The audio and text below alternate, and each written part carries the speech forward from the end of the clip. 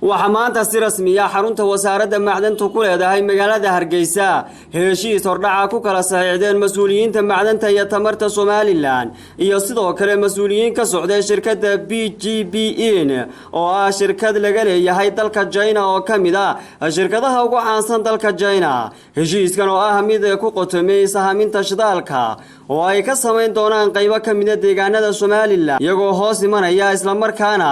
shaqaalaha ah mas'uuliyiinta wasaaradda macdanta iyo tamarta Soomaaliland sida uu tilmaamay wasiirka wasaaraddaasi Xuseen Cabdi Ducaale. sidoo kale waxa isaguna halkaasi ka hadlay sarkaal sare oo ka tirsan shirkadda PGBN isagoo xusay inuu ku faraxsan yahay heshiiskan hordhaca ay kala saxiixdeen wasaaradda macdanta iyo tamarta Soomaaliland iyo howlgalka sahaminta shidaalka oo ay ka sameyn doonaan qaybo kamid ah deegaanada Soomaaliland. mas'uuliyiin ka tirsan wasaaradda gaar ahaan agaasimo waaxidyada oo xil saaran sahaminta shidaalka ayaa iyaguna dhankooda ka dareen celiyay sida ay ugu faraxsan yihiin heshiiskan oo ah wasaaradda macdanta iyo tamarta jamhuuriyadda Soomaaliland. halkan maanta waxaan ku kala saxiixnay shirkadda la yiraahdo PGB Inc oo shirkad Chinese oo ah shirkadda ugu weyn ama ugu maagtay muuqaal dheer ama ugu shaqo badan adduunyada 44 dal ka shaqeysa oo ku xeel dheer shaqada maanta aan ku wada saxiixnay inay u igmanay wasaaraddu u igmatay inay u qabato dalka Soomaaliland contract marka aan saxiixnay contractkaasi marka waxa weeye contract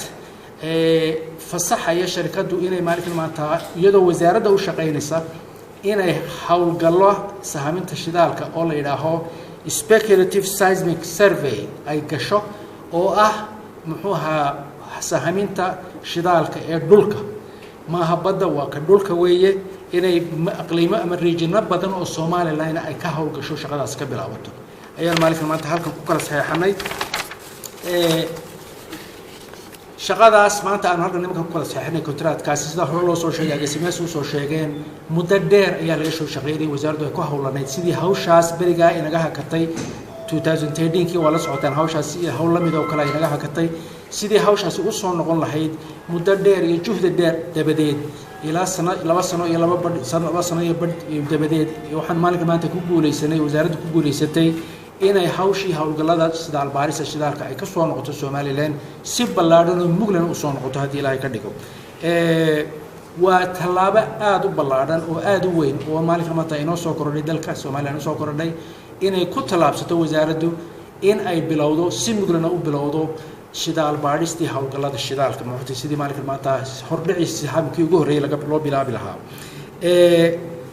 مشروعنا مركا وحوي سيدا هور لو سو شيغay مشروع ay wasaaradda macdanta iyo tamartu xagayso oo ay mas'uul ka tahay shirkadii ma wado wasaaradda macdanta iyo tamarta ayaa shaqadan wada hawshan imika way noo bilaabmaysa 2 bilood badh dabadeed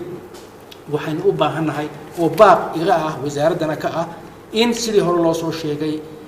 dawladda shicibka ummadda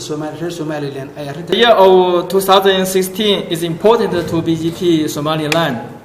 Now it's our important moment and our pleasure to be here.